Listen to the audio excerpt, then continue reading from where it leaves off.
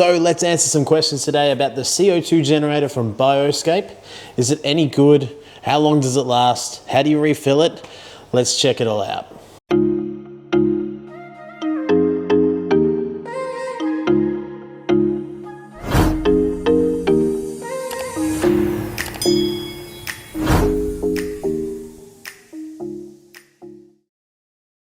Thanks for joining me on another video. My name's Josh, I'm from Aquamate.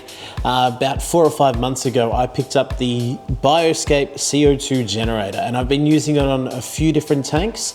And now that I'm well versed in the product, I want to share with you guys my final thoughts. And a lot of you have been asking, how do you refill it? How does it work? Please let me know.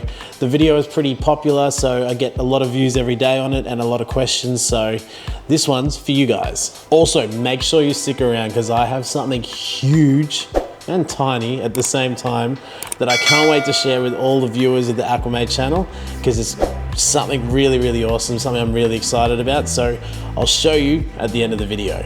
All right, so let's answer the first question. Let's see how you refill the CO2 generator once it stops working. I put together this little video and it should help all of you understand exactly what you need to do every time your CO2 generator runs out. So today we're going to be refilling the DIY CO2 generator from Bioscape. Basically, when it runs out, you just need to take the lid off, which can be a little bit tricky sometimes. It can get a bit seized and be really hard to unscrew. So I had that problem just before. So I used a little bit of warm water and it helped get this straight off. The idea with this one is that you get to reuse the canister every time. Conventional CO2, usually you would have your own bottle that you need to buy and you just change out the bottles. Whereas this one, we get to just mix up some simple ingredients and put it in there, and I find that it's lasting me on average 4 weeks. So you can buy the ingredients directly from Bioscape, and they've just got ingredient A and B, and you just add 200 grams of each and then add your 300 ml of water. But the 200 grams are your bicarb sodium or sodium bicarbonate and citric acid. I can get these at my local IGA, my local supermarket, a little bit cheaper, and also it's 30 seconds up the road. I don't have to go to a fish store to try and find it. So these are really handy, so I've just been stocking up ever since. All right, so when we're disconnecting this from the CO2 system, there's a little button just here. You just push down and your bubble counter sits there. So you push that down, pull the bubble counter out, and you can take it away from your fish tank. You've got your pressure gauge here. You go all the way up to 50 PSI, which is not recommended. You want to be sitting around 20 to 25 PSI. And every time I've been doing that, that's where I've been sitting for most of the 4 weeks. Obviously it's going to go down as the pressure releases. You're going to slowly go down, and you can read that you don't have much CO2 left and it's time for a change. Easiest way to notice that is how many bubbles are coming from your CO2 diffuser. So basically when you disconnect it, you just want to empty it out and just let it dry out. So you've got nothing left in here. You'll end up with a bit of liquid stuff left in here. Just put it down the sink, rinse it out, and then just let it sit to dry for a bit. The reason we let it dry is because you want to put these in first. So you want to put your bicarb in, and then your citric acid. And once you add the water, the CO2 is going to instantly start generating. So a cool little trick, you do get a paper version of this sort of funnel with the canister when you buy it, but I've lost it. It's only a little paper thing, so I've just used this cooking one, used for icing cakes, but I've cut a bigger hole at the bottom and just slot it in the top, like so. I'll fold that back just for the purposes of seeing this actually go in. So first, let's add 200 grams of bicarb.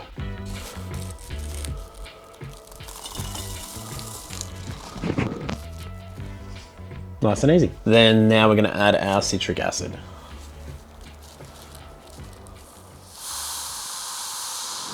This is the last bit. So we don't need the funnel for the water. Make sure you got everything out of there. Pop that off to the side. Now the idea is you want to have this ready to go. You tip the generator onto its side and move these out of the way. So tip it on sort of like a 45-degree angle. So when the water does hit the powder, as it does start generating CO2, we're sort of catching some of that in there. I've heard some really cool ideas about freezing the water into ice cubes that you can put through there, so it's not gonna, you're not gonna lose that instant CO2 generation. I don't know, I haven't done it myself. I don't know how much you would save and if it's worth going to all that trouble, but a few people have told me that it works for them. So now 300 ml of water.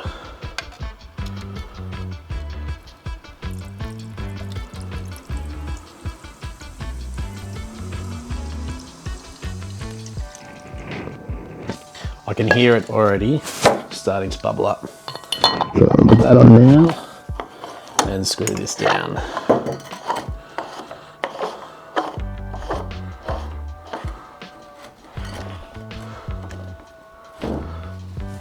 All right, so that's on. This valve here, which you can kind of see there, is how much CO2 you're letting out.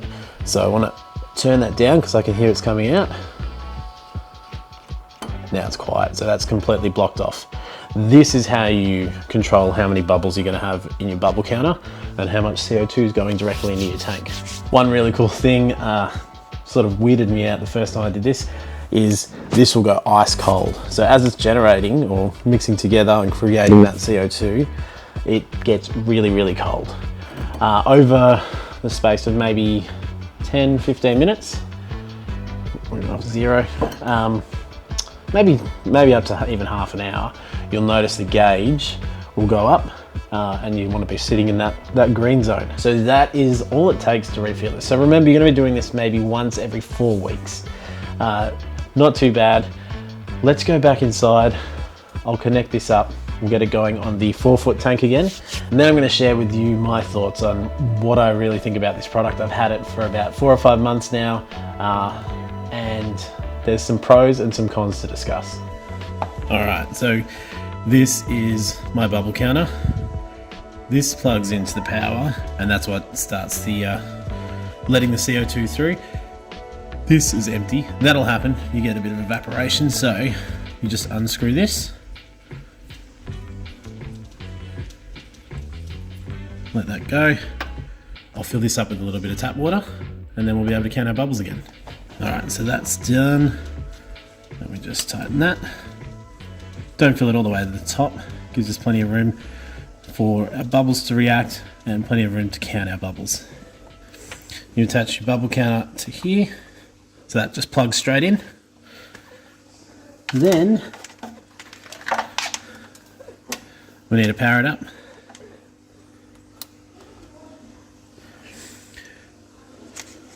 Another way. So we aren't fully pressurized yet, but you can see once I start letting that go through, our bubbles are going. So a lot of people say use 1 bubble a second. I'm fine with this 4-foot tank. You probably want to double that. So that's about 1 a second. Probably about 2 a second. Let that go and you'll start to see the diffuser reacting pretty quickly.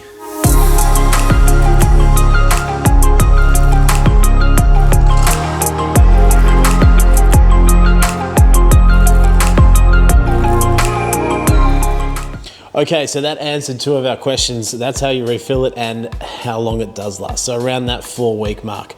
It can be different depending on the size of the tank you're using. So when I first started with the CO2 generator, I was using it on a 10-litre tank.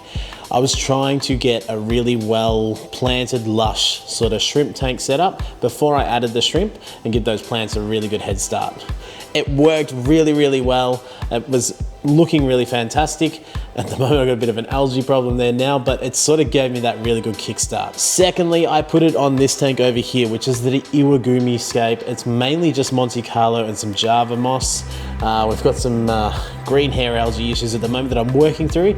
Once I have nailed that, I'll be showing you guys how I did it, because it can be one of the trickiest things in the hobby to get rid of. The CO2 on that tank, I didn't really think made much of a difference. Everything still looked happy and healthy, but it also looked that way before I put the CO2 on the tank. This was a bit of a bonus for me because it made me think, well, I can take it off that tank, it's still gonna look good, and I can chuck it on the 4-foot tank inside, where I'm trialing a whole bunch of new plants, because I'm trying to create my largest aquascape that I've ever attempted. This is where the results may vary.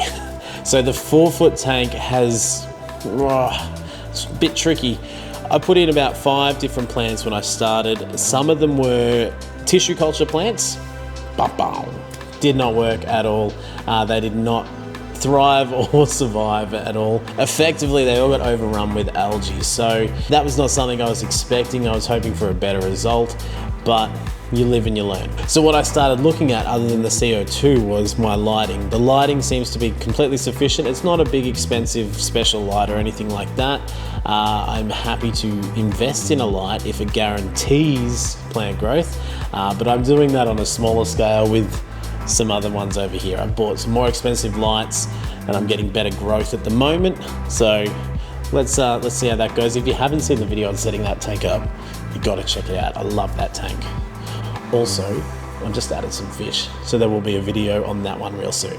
I digress. The other things I've been doing with that tank is making sure that I'm trying to balance the KH and GH levels in that tank.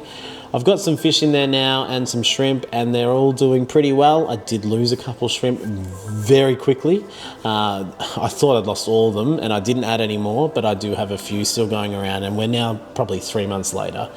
With the fish, we've got some awesome dwarf neon rainbows in there. I love watching them. I love watching them grow. They were very young when I put them in there, and got some really cool colors coming through. And I love that the males look so different to the females, but the females still give you some good color. So as far as the animals that I've got in there, they're doing fine. The plants, well, some easy plants like pearlweed just melted and died straight away. So that's not going to be something to do with the CO2. That's something that it couldn't fix. It was just something to do with probably the new tank establishing itself and all of that new aqua soil. The ambulia has gone crazy, which is good and not so good. It doesn't look the way that I want it to look. So I've sort of keep taking it out and trimming it. But at the moment, I'm happy that some plants are growing there. We have some dwarf chainsawed plants, I think that's what you call them. They're thriving, doing an amazing job. That's definitely staying in that tank, and I reckon I could cut off a few of those and put them in more tanks. Really, really happy with that plant. The green and red rotella are doing well. They don't look amazing. Like when you look at someone like George Farmer, or you know, some of the things you see on Instagram, their rotella looks incredible. Mine is growing and doesn't look incredible. So this is where I start to think, is the CO2 maybe just not enough for a 4-foot tank? What I was doing to begin with was the 1 bubble per second. I've now upped that to 2 bubbles per second, and I think everything's sort of balancing out and leveling out. It doesn't look like it's thriving anymore, but I know these things take time. Could I ramp it up? Yes, I could ramp it up. Probably would change the refilling of that canister instead of every 4 weeks to maybe every 2 or 3 weeks.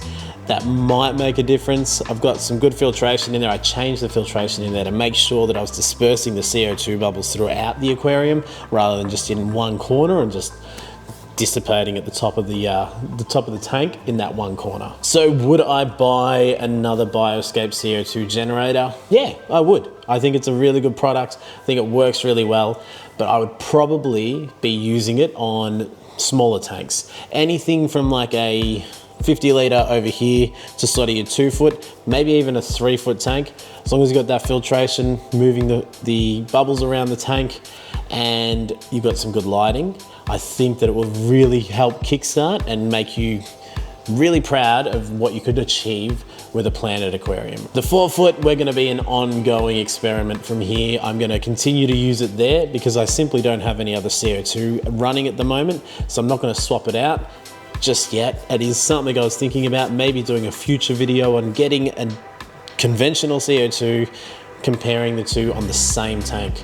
It's very easy to say it works really well in this tank, but it doesn't work well in that tank because there can be other things going on. So I think maybe if you stay tuned and make sure you're subscribed, that will be something that you'll see in the future, and then you can make up your mind whether you would prefer just changing over some of the ingredients in the generator, or whether you just want to be buying more bottles. Price wise, the Bioscape CO2 generator comes in at $280, and a few people have reached out and said, it's too expensive, dude. And I'm like, well, yeah, I can understand where you're coming from. It isn't a cheap solution. It definitely is in the same bracket as any other CO2 setup. It might be a little bit more, it might be a little bit less. But you've also got to remember, in Australia, we have an industry where we import so many things, and we utilize other countries' supply of either fish food, CO2, filters, all that sort of stuff. But I think Bioscape are doing a really good job here. So once they get the product, they package it, then they market it and they wholesale it, and then you're buying it. You're not only supporting Bioscape, but you're supporting your local fish stores too. So it's a good Aussie product, so I definitely will get behind it. It's not the cheapest option out there. You can find something cheaper on, if you just Google CO2 generators, you might get something from Alibaba or something like that. But if you have any problems, you got nowhere to turn. So just keep that in mind when you think about the price of the product, because supporting Australian brands is always going to help grow our hobby, and it's something that I'm happy to continue doing as well. All right, that's enough rambling about the CO2 generator. I hope that clears some things up. I promised you something before that was pretty huge yet tiny. Something's massive for me in the fish room, and not just the fish room, everywhere else on the property and everything. So just sit there and I'll be back in 1 sec. All right, I'm back. And so is Arlo. Arlo is our new puppy. He's gonna be in a lot of videos coming up. He's black, so he's hard to see, but he's got this cool white chest. Arlo's a sheepadoodle. He is 9 weeks old now, so I've had him for a little bit. He's terrorizing the house at the moment, as all puppies do. But a sheepadoodle is a English sheepdog crossed with a poodle. So he's got those really cool English sheepdog sort of black and white colorings, but for those that don't know, we lost a couple dogs last year, and we've all been missing having a dog around the house. We've waited a fair amount of time, and I think it's time to welcome someone else into our little family. But I can't wait for him to be involved in the channel and in the fish room as well. He looks stoked. I've just woke him up. So everyone meet Arlo. Make sure you're subscribed so you can see a little bit more of this guy. You can see more about how we fix the algae issues in this tank, what fish I've added to that tank, and how that CO2 generator versus your conventional CO2 goes in the future. I'm also looking over here. I've shut down a tank I haven't told anyone about. I had equipment blow up on me last weekend. There's lots going on, so make sure you stick around. Appreciate all the support. Can't wait to see you guys next week. Thank you.